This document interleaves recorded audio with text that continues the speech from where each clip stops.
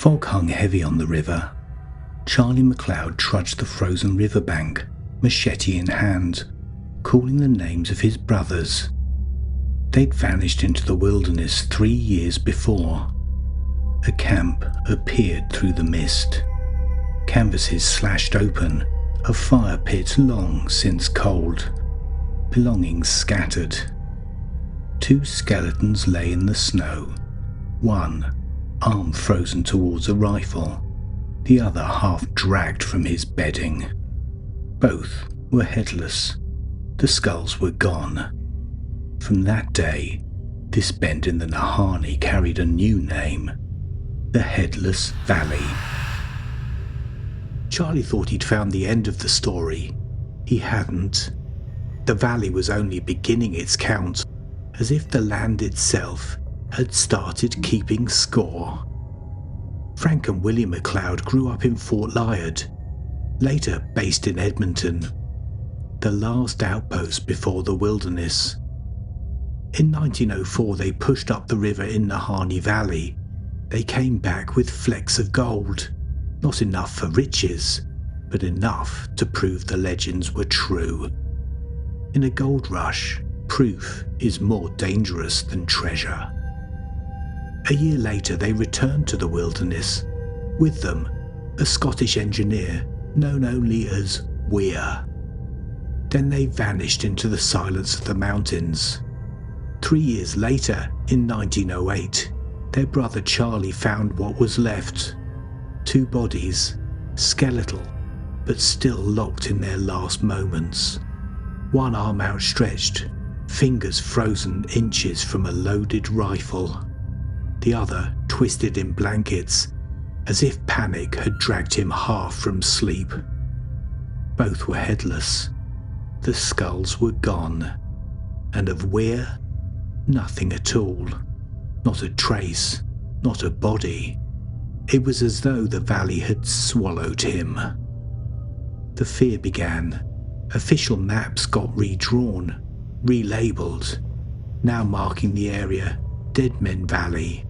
But the newspapers chose a darker name still, Headless Valley. 2 deaths could be misfortune, but the valley did not stop at 2. It was hungry. In 1917, Swiss prospector Martin Jurgensen wrote home. He had found gold, enough to summon help. When his partners arrived, there was no gold. Only ruin. A cabin reduced to ash, the timbers blackened, the air still carrying the faint reek of smoke. In the ashes lay Jurgensen, his body charred, his head gone.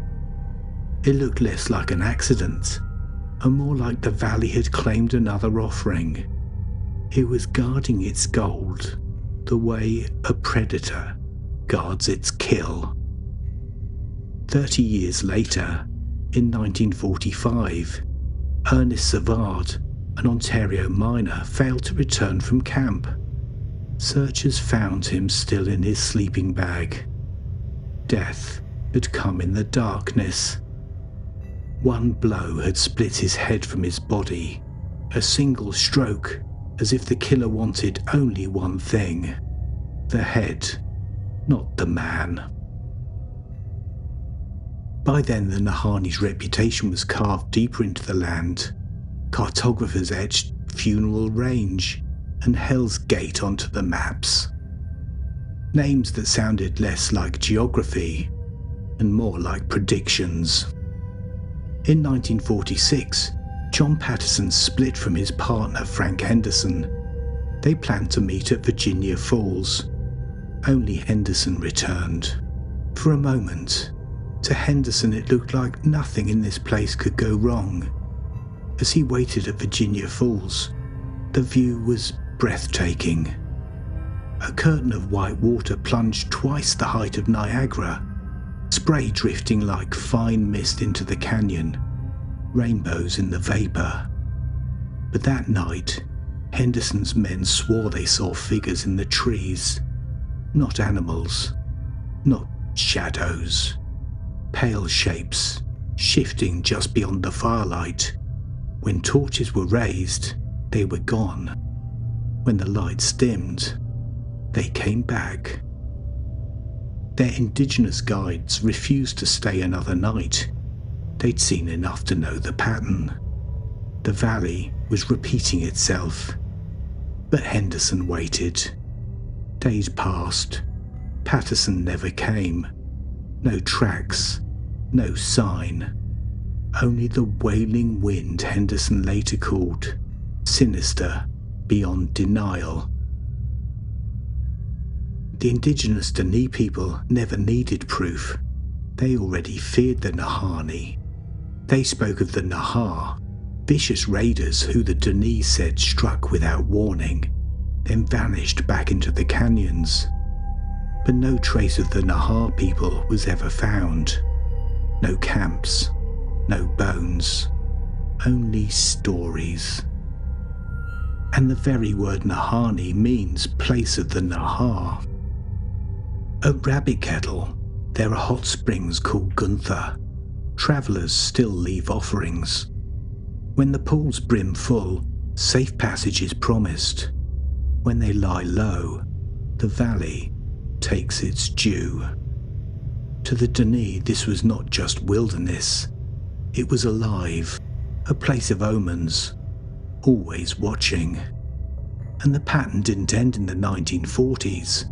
In 1962, geologist Fenley Hunter vanished while surveying the Nahanni.